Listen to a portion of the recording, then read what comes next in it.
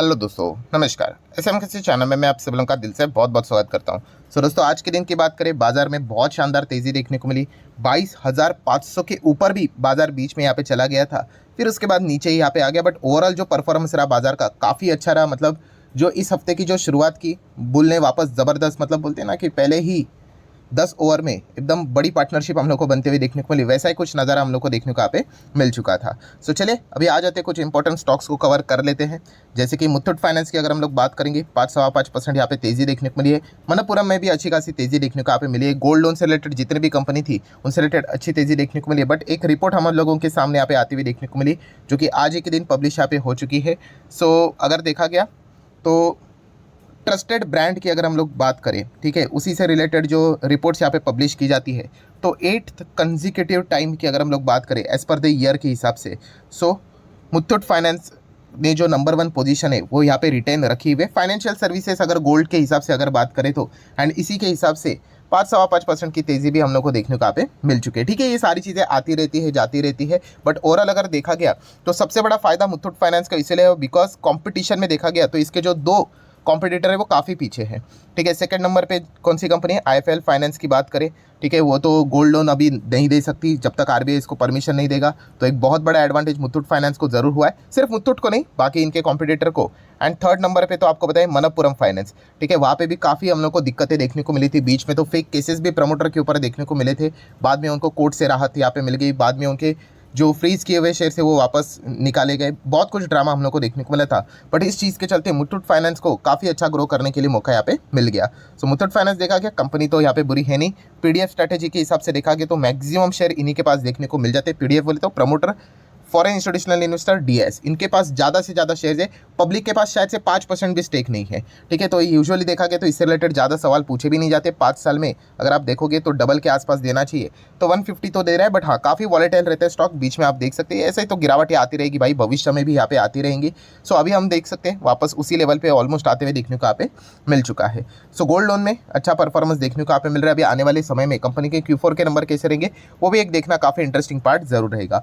Next बात करेंगे, आज के दिन मार्केट ने काफ़ी अच्छी तेज़ी दिखाई, तो बीएससी भी ज़बरदस्त तेज़ देखने को मिल गया। 7.5% की धमाकेदार तेज़ी देखने को यहाँ पे मिल चुकी है।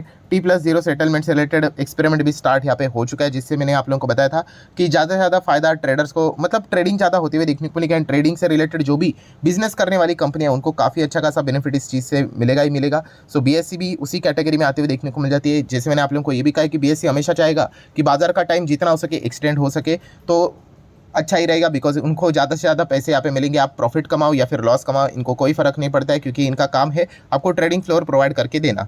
तो इसी से रिलेटेड बीएससी काफ़ी अच्छा परफॉर्मेंस देते ही जा रहे। सिमिलर वे सीडीएसएल की बात करें, जो दुख हम लोगों को बीच में देखने को मिला था, सडनली यहाँ पे खबर आई थी कि 6-6.5% डिस्काउंट के पर माल बेचा जाएगा ब्लॉक डील बल्क डील के चलते। वो स्टैंडर्ड चार्टर्ड बैंक की अगर हम लोग बात करें, उन्होंने कहा था कि स्टेक बेचेंगे, तो ठीक है उन्होंने बेच दिया स्टेक, तो इससे कोई दी एंड नहीं होता है। आप देख सकते हो वापस कमबैक भी यहाँ पे हो चुका है। आज कमबैक हुआ, ठीक है, नहीं होता तो भविष्य में हो जाता। ओवरऑल याद रखना, ये ब्लॉक बल्क डील जो होती है इसमें कोई फ्रॉड गड़बड़ नहीं होती है। अगर आप बड़ा एकदम कॉमन सेंस समझो ना, अगर आप बिजनेस भी करते हो, ठीक है, अगर आपको कोई भी चीज़ें, अगर आपको टूथपेस्ट भी खरीदनी है, आपका रिटेल स्टोर अगर है, ठीक है, अगर आप एक टूथपेस्ट खरीदने के लिए जाओगे तो आपको कोई डिस्काउंट देगा का नहीं। बट अगर आप किसी को 1000-10,000 टूथपेस्ट के ऑर्डर दोगे कि भाई मुझे बेचना है मेरे स्टोर के ऊपर, तो भाई डेफिनेटली आप डिस्काउंट मांगोगे। तो वैसा ही होता है, आप ब्लॉक डील बल्क डील में यही चीज़ें देखने को मिल जाती है जब आप बड़े लेवल पे शेयर्स आप खरीदते हो। ठीक है, जो विंडोज़ यहाँ पे ओपन की जाती है, एंड उसके लिए रूल्स भी रखा हुआ रहता है भाई, इतने इतने करोड़ का अगर आप माल उठाते हो एक दिन में एक पर्टिकुलर स्क्रिप्ट में, तो आपको ओपन मार्केट में नहीं, ये ब्लॉक या फिर बल्क डील के थ्रू ही ये सारी चीज़ें करनी पड़ेगी, वरना देखा गया तो शेयर प्राइस पे हम लोग को बहुत बड़ा फ्लक्चुएशन देखने को मिल सकते हैं। सो इसी चीज़ के लिए वो डिस्काउंट देखने को मिल जाते हैं। कंपनी अच्छी होनी चाहिए, जैसे मैंने बहुत बार आप लोगों को बताया, अगर कंपनी घटिया रहेगी तो फिर कोई फायदा की बात होती नहीं। तो डेफिनेटली सीडीएसएल का जो एक दुख था वो सडनली हम लोग को 2-3 दिन में ही हील होते हुए देखने को मिल चुका है। नेक्स्ट अगर बात करेंगे अदानी पावर, आप सभी लोगों को पता है रिलायंस, इनकी हम लोग को पहली बार अदानी एंड रिलायंस की ऑफिशियली डील होते हुए देखने को मिला। इस चीज़ के चलते अदानी पावर को ज़्यादा बेनिफिट मिलते हुए देखने को मिल चुका है। 5% का सर्किट भी लगते हुए देखने को यहाँ पे मिल रहा है। नेक्स्ट अगर हम लोग बात करेंगे आईईएक्स, इससे रिलेटेड काफ़ी सवाल आते हैं। देखिए आईईएक्स कोई खराब कंपनी नहीं है, बट हाँ इनका जो एडवांटेज है वो चला जाएगा। सरकार ने रातों रात एक खबर बोलकर पूरा मतलब गेम ही चेंज कर दिया, अभी हर किसी को यहाँ पे पता ही है। एंड अभी भी देखा गया ऑफिशियली तो खबर सामने नहीं है, बट आरके सिंह जी ने तो बोल ही दिया कि नहीं नहीं वो मार्केट कपलिंग को लेकर बहुत ही ज़्यादा मतलब रुचि उसमें रखते हैं। बीच में वोट्स भी लिए गए थे जहाँ पे 70% से ज़्यादा स्टेक होल्डर ने इसके खिलाफ ही वोट किया था। स्टिल आरके सिंह जी ने बोला नहीं हम तो मार्केट कपलिंग की ओर ही यहाँ पे चल रहे हैं। सीआरसी की बात करें तो डायरेक्शंस भी उनको दिए जा चुके हैं कि भाई आप यहाँ पे चेक कर लो, 2-3 महीने का टाइम है, टेस्टिंग करके देखो कैसे आउटकम आता है। अगर उस आउटकम में अगर कुछ खराबी निकली तो फिर आप एक होप रख सकते हो कि शायद से ये मार्केट कपलिंग के लिए ना जाए। अगर ये मार्केट कपलिंग के लिए चले गए तो आईईएक्स भी एक just a normal trading platform ही हम लोग को बनते हुए देखने को मिलेगा, जस्ट लाइक अनदर जो 2 इसके कॉम्पिटिटर देखने को मिल जाते हैं वैसे। सो जो प्राइस डिस्कवरी एंड जो बिडिंग से रिलेटेड जो एडवांटेज इनको यहाँ पे मिलता था वो यहाँ पे इनके हाथ से चला जाएगा एंड एक सुपर एक्सचेंज बनाया जाएगा भविष्य में ही। अभी तक कोई ऑफिशियल खबर नहीं है, बट वही चीज़ें की जाएगी कि इसको भी ऐसा नॉर्मल बनाया जाएगा और यहाँ से भी प्राइस आएगा, यहाँ से भी आएगा, यहाँ से भी आएगा और एक सुपर एक्सचेंज रहेगा, वहाँ पे जाके प्राइस डिस्कवरी हो जाएगी। सो इसका जो महत्व था आईएक्स का मोनोपोली के हिसाब से वो पूरी तरीके से तहस होते हुए देखने को मिल सकता है। तो ये एक पॉइंट है, तो देखने वाली बात है, अनसर्टेनिटी में फंसा हुआ है, कब आएगा नहीं आएगा वी डोंट नो, वो तो चेक करना यहाँ पे पड़ेगा।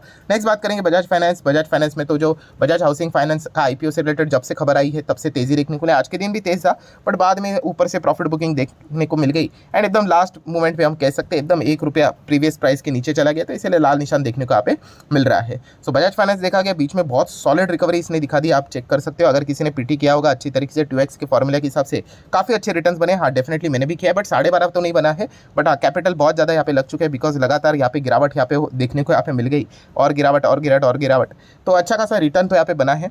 ठीक है, बड़े कैपिटल के ऊपर आपको पता है छोटा परसेंटेज भी काफ़ी अच्छे खासे रिटर्न देके चला जाता है, बट ठीक है यहाँ पे वैसे भी देखा गया तो 5 साल में डबल के हिसाब से बजाज फाइनेंस में कोई दिक्कतें तो है नहीं, सेक्टर काफ़ी बड़ा है, प्लस कंपनी के ट्रेलर भी आएंगे, आप सभी लोगों को पता ही है अभी। एंड यूजुअली इनके ट्रेलर काफ़ी अच्छे थे। ट्रेलर मतलब क्या, जो एक्सट्रैक्टेड नंबर्स रहते हैं कि इनका ईयूएम कितना बड़ा है, फ्रेंचाइजी कितने बढ़ते हुए देखने को मिले हैं एंड कंपनी में कितनी ग्रोथ देखने को यहाँ पे मिल रहे हैं, ये जो डेटा आता है हमेशा बजाज फाइनेंस का अच्छा ही देखने को मिला है। उसके बाद ज़बरदस्त तेजी आती है एंड उसके बाद जो फुल फ्लेजेड नंबर आते हैं वहाँ पे यूजुअली मार्केट के और एक्सपेक्टेशन के चलते डिसअपॉइंटमेंट देखने को मिल जाती है। अभी तक की बजाज फाइनेंस की सालों साल की कहानी देखने को यहाँ पे मिल चुकी है। नेक्स्ट बात करेंगे टाटा टेक्नोलॉजीज, इससे रिलेटेड काफ़ी सवाल आते ही रहते हैं। 1400 में किसी ने यहाँ पे खरीद के रखा हुआ है, भाई अब 1400 में खरीदो 1300 में खरीदो वो कोई मैटर नहीं करता है। बिजनेस अगर आपने बिना देखे खरीदा होगा तो कोई बात नहीं, जैसे स्टॉक जितना गिरेगा आप निकल जाओगे। अगर आपको बिजनेस समझ में आता है तो डेफिनेटली कंपनी फैंटास्टिक है। टाटा टेक जैसी कंपनी को लॉस में निकलने वाली कंपनी है नहीं, बट अगर आप प्योर इन्वेस्टर हो, ठीक है, एक पक्का इन्वेस्टर क्या ऐसा होता है भाई, वो लंबी अवधि के लिए खरीदता है शेयर को।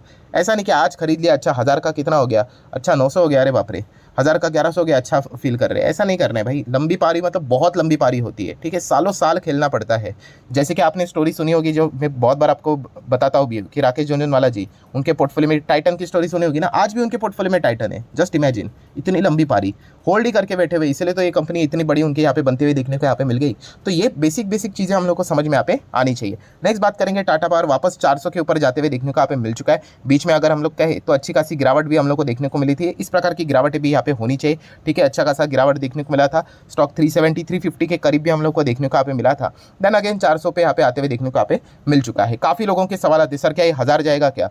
देखिए 1000 जाएगा ऐसा मतलब कोई गारंटी वाली बात नहीं, बट पोटेंशियल इसमें। एंड अगर ये बात नहीं भाई 400 का 1000 कल जाएगा या फिर एक हफ्ते में जाएगा, नहीं, टाइम लगेगा। यूजुअली जो कंपनी है एंड उनके मैनेजमेंट है भाई, उन्होंने भी कहा है तो एक कंपनी एक large cap blue chip company, 1.25 lakh crore का मार्केट कैप है। सो आपका एक एवरेज एक्सपेक्टेशन तो होना चाहिए भाई 5 साल में मेरा डबल करके दे दे, बट इसमें थोड़ा ग्रोथ कंपोनेंट नजर आ रहा है रिन्यूएबल सेगमेंट के चलते, तो वी कैन एक्सपेक्ट कि 5 साल में डबल से ज़्यादा दे दे या फिर अर्लियर स्टेज 3.5-4 साल में डबल कर दे, तो फिर हम कह सकते हैं मतलब वो काबिलियत नज़र इसमें आती है। मार्केट है भाई, मार्केट की कोई गारंटी नहीं होती है। कोविड बेविड जैसी ऐसी खबर सामने आ गई, लॉकडाउन विकडाउन जैसी खबर सामने आ गई, जस्ट एक कॉन्टेक्स्ट दे रहा हूँ, तो यही स्टॉक आप लोगों को आधे दाम में मिल जाएंगे। बट ये भविष्य किसने देखा है, तो भविष्य देखकर अगर ऐसे चलते रहेंगे तो हमेशा डरते ही रहेंगे और कभी इन्वेस्ट कर ही नहीं पाएंगे। नेक्स्ट बात करेंगे येस बैंक। येस बैंक ठीक है, आज के दिन 5.5% की तेजी देखने को मिले। इस वक्त Q4 के नंबर देखना वापस इंटरेस्टिंग पार्ट रहने वाला है। अभी तक इनके जितने भी नंबर्स रहे हैं ठीक नंबर है। कंसिस्टेंसी एक बहुत ही इंपॉर्टेंट ट्रिगर पॉइंट होता है, ये मैं बहुत बार आप लोगों को यहाँ पे बता चुका हूँ।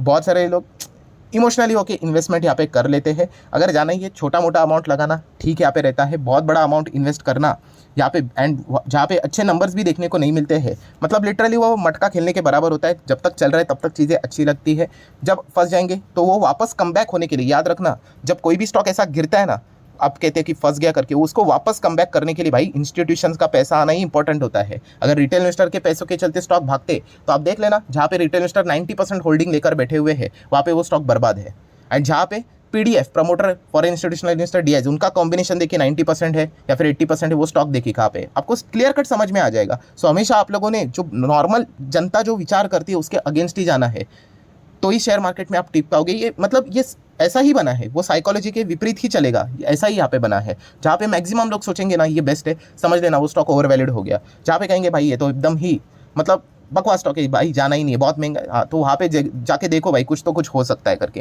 नेक्स्ट बात करेंगे LIC। ठीक है, आज के दिन 6% यहाँ पे भागा है, प्लस माइनस होता रहेगा। इलेक्शन का पीरियड है, ये वाला पॉइंट आप लोगों को पता है, यहाँ पे होना चाहिए वापस 1000 की ओर जाते हुए देखने को यहाँ पे मिल रहा है। नेक्स्ट बात करेंगे ट्राइडेंट। आज के दिन 7.5% की तेजी जरूर देखने को मिली है, बट याद रखना दोस्तों इसके क्वार्टर के नंबर काफी इंपॉर्टेंट रहेंगे। टेक्सटाइल इंडस्ट्री के जितने भी नंबर थे, मतलब जितने भी क्वार्टर 1, 2, 3 की बात करें, काफी हम लोग को थकेले नंबर्स देखने को मिले थे। एंड इसी चीज के चलते भी अगर आप स्टॉक देखोगे साल भर में मतलब ठीक है 40% नजर आ जाएगा, बट एक कंसोलिडेशन फेज में फंसा हुआ देखने को मिल रहा है। ये हर किसी स्टॉक के साथ होता है। ठीक है, प्रॉब्लम ये होती है तेजी होने के बाद हमें वो काफ़ी अच्छा लगता है, खरीद लेते हैं, फिर नीचे आता है कंसोलिडेशन फेज, हम बर्दाश्त नहीं कर पाते और निकल जाते हैं। सो आप किसी भी स्टॉक में चले जाओ, ये चीज़ें तो आपको देखने को मिलेगी। हैप्पीएस्ट माइंड टेक्नोलॉजी की बात करें, आज 7.25% भागा है। हाँ, एक सवाल काफ़ी लोगों का कमेंट सेक्शन में आता रहता है, सर यहाँ पे तो प्रमोटर निकल रहे हैं, FIS भी देखेंगे तो कम हो रहा है, DIS। तो दोस्तों ऐसा नहीं है, मैंने आप लोगों को एक बात सिखाई है, कौन सी, कि बल्क में एकदम ही मतलब छोटा मोटा ऐसा माल बेचना मतलब कोई बड़ी बात नहीं है। एकदम ही ऐसा समझ में आ जाता है कि भाई सब कुछ ही बेचे जा रहे, मतलब 40% हो गया, 30% हो गया, 25% बच गया। ठीक है, फिर FIS 0 भी हो गया, DIS भी 0 हो गए। उस कॉन्टेक्स्ट में अगर हम लोग देखें तो फिर हम लोगों ने विचार यहाँ पे करना चाहिए। इस प्रकार के छोटे मोटे पॉइंट्स में अगर देखा गया, ठीक है ये चीज़ें चलती रहती है, पॉइंट आपको समझने के लिए थोड़ा बहुत यहाँ पे वक्त लगेगा, ये बाजार में टाइम आपको गुजारना पड़ेगा, तब आपको समझ में आता है कि कौन से कॉन्टेक्स्ट में आप लोगों ने डरना चाहिए करके। ये सारी चीज़ें ठीक है। अशोक सूता जी की कंपनी हैप्पीएस्ट माइंड, सो उस हिसाब से मतलब इस पॉइंट को लेकर आप लोगों ने ज़्यादा चिंता करने की जरूरत नहीं है। इरेडा की बात करेंगे, आज के दिन वापस सर्किट लगा, ये सर्किट में खेलता रहेगा। ठीक है, ऊपर भी जाएगा नीचे भी सर्किट के हिसाब से आएगा। इनके लिए इलेक्शन वाला पीरियड काफी इंपॉर्टेंट रहने वाला है। टाटा मोटर की अगर बात करेंगे, आज के दिन 900 रुपये पे चल रहा था, देन सडनली एक खबर सामने आ गया, टाटा मोटर एकदम जबरदस्त गिर गया। कौन सी वाली खबर सामने आ गई कि इलेक्ट्रिक व्हीकल नहीं बोलना चाहिए, इनके जो ऑटो सेल्स के जो बिक्री के आंकड़े वो यहाँ पे सामने आ गए, और उसके बाद थोड़ी सी गिरावट देखने को मिली है। बाकी के ऑटो बिक्री के आंकड़े आप चाहो तो वीडियो को पॉज करके देख सकते हो। इसमें मुझे तो पर्सनली इतना कोई ज़्यादा तो रुचि यहाँ पे है नहीं। हमारे लिए सबसे इंपॉर्टेंट चीज़ अगर कोई है जो कि टाटा मोटर को टर्न अराउंड किया है, वो है electric vehicle. So electric vehicle में मार्च 23 पिछले साल कितना गाड़ियाँ बेची थी, 6,500 गाड़ियाँ बेची थी। मार्च 24 में कितनी, 6,738 गाड़ियाँ बेची है, 4% की जंप है अगर हम लोग मार्च टू मार्च कंपेयर करें तो। ठीक है, देन अगर क्वार्टर कंपेयर करना है तो आप देख सकते हो यहाँ पे पिछले साल 2023 का जो Q4 हम लोग को देखने को मिल रहा था, फाइनेंशियल ईयर 23 की बात करें, सो 15,960 गाड़ियाँ बेची थी। इस क्वार्टर की बात करें मतलब 4 की, तो 20,640 गाड़ियाँ, मतलब लगभग 30% की जंप है, not bad at all. And then अगर हम लोग यहाँ पे बात करें पूरा फाइनेंशियल ईयर 23 एंड 24 को कंपेयर करें तो 50,000 इलेक्ट्रिक गाड़ियाँ बेची थी। देन यहाँ पे 73,833 इलेक्ट्रिक गाड़ियाँ, मतलब 48% की ग्रोथ हम लोग को देखने को यहाँ पे मिल रही है। तो डेफिनेटली इलेक्ट्रिक व्हीकल की अगर हम लोग बात करें तो टाटा मोटर का परफॉर्मेंस काफ़ी अच्छा देखने को यहाँ पे मिल रहा है। आप चाहो तो ये बाकी का भी इनका जो पैसेंजर का जो मतलब जो ट्रक हेवी व्हीकल्स कैरियर्स देखेंगे तो यहाँ पे तो माइनस में ही परफॉर्मेंस देखने को मिल रहा है। आई गेस इसी चीज़ के चलते थोड़ा सा डिसअपॉइंटमेंट भी देखने को मिला है, बट डोंट वरी, अभी डीमर्जर का प्लान यहाँ पे चल ही रहा है, इलेक्ट्रिक व्हीकल कंपोनेंट अलग हो ही जाएगा, तो एक अच्छी खासी चीज़ें भी हम लोग को इलेक्ट्रिक व्हीकल को और वैल्यूएशन के हिसाब से मिलती हुई देखने को मिल सकती है। सो आशा करता हूँ दोस्तों वीडियो हेल्पफुल लगा होगा, तो चाहो तो इसको लाइक एंड शेयर कर सकते हो। So that's it, thank you very much दोस्तों, we will be meeting our video, तब तक के लिए बाय बाय।